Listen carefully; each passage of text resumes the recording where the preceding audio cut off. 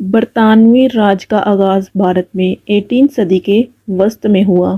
یہ 1947 تک جاری رہا۔ اس دور میں برطانوی حکومت نے بھارت پر اپنا قبضہ مضبوط کیا، لیکن اس کے خلاف مختلف تحریکیں بھی چلتی رہیں، جو آخرکار بھارت کی آزادی پر منتج ہوئیں۔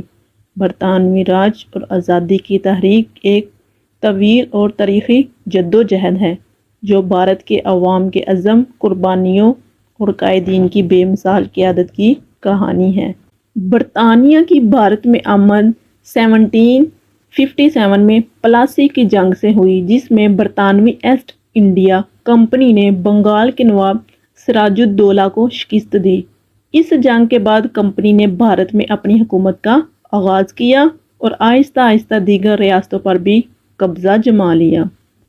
1857 کی جنگ، جسے ہندوستانی بغاوت یا سپاہی بغاوت بھی کہا جاتا ہے، بھارت کی برطانوی حکومت کے خلاف پہلی بڑی مزاحمت تھی۔ یہ جنگ مختلف ریاستوں میں پھیلی مگر ناکامی کا شکار ہوئی اور برطانوی حکومت نے اس کے بعد براہ راست بھارت کا انتظام سنبھال لیا، جسے برطانوی راج کہا جاتا ہے۔ برطانوی راج کے دوران برطانوی حکمرانوں نے بھارت میں کئی معاشی، سماجی اور سیاسی تبدیلیاں کیں۔ ریلوے، ڈاک اور ٹیلی گراف کا نظام متعارف کرایا، جس نے بھارت میں مواصلات کو بہتر بنایا۔ زراعت اور صنعت میں تبدیلیاں کی گئیں، مگر زیادہ تر پالیسیاں بھارت کے مفاد کی بجائے برطانیہ کے فائدے کے لیے تھیں۔ برطانوی استحصال کے خلاف عوام میں ناراضگی بڑھتی گئی اور 19 صدی کے آخر میں بھارت میں قومی تحریک کا آغاز ہوا۔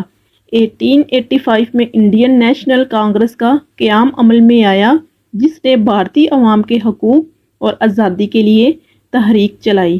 مہاتما گاندھی آزادی کی تحریک کے سب سے اہم رہنما تھے، جنہوں نے عدم تشدد اور سول نافرمانی کی تحریکوں کا آغاز کیا۔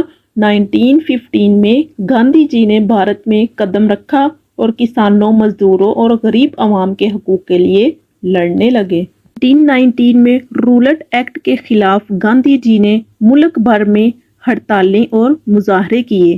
اس تحریک نے عوام کو متحد کیا اور برطانوی راج کے خلاف غصے کو مزید ہوا دی۔ 1920 میں عدم تعاون تحریک۔ گاندھی جی نے لوگوں سے اپیل کی وہ برطانوی حکومت کے ساتھ کسی قسم کا تعاون نہ کریں اور سرکاری ملازمتیں، عدالتیں اور تعلیمی ادارے چھوڑ دیں۔ 1930 میں سالٹ مارچ، ڈانڈی کے مقام تک 214 میل طویل مارچ کیا، جو برطانوی حکومت کے نمک پر ٹیکس کے خلاف ایک پرامن احتجاج تھا۔ یہ تحریک برطانوی حکومت کے خلاف بڑی عوامی بغاوت میں تبدیل ہو گئی۔ تحریک خلافت برطانوی راج کے خلاف مسلمانوں کی اہم تحریک تھی، جو ترکی کے عثمانی خلافت کے تحفظ کے لیے چلائی گئی۔ خلافت تحریک نے برصغیر کے مسلمانوں اور ہندوؤں کو قریب لانے میں مدد دی اور اس نے بھارت کی آزادی کی تحریک کو مزید طاقت بخشی۔ سبھاش چندر بوس بھارتی آزادی کی تحریک کے ایک اہم رہنما تھے، جنہوں نے برطانوی حکومت کے خلاف مسلح جدوجہد کی حمایت کی۔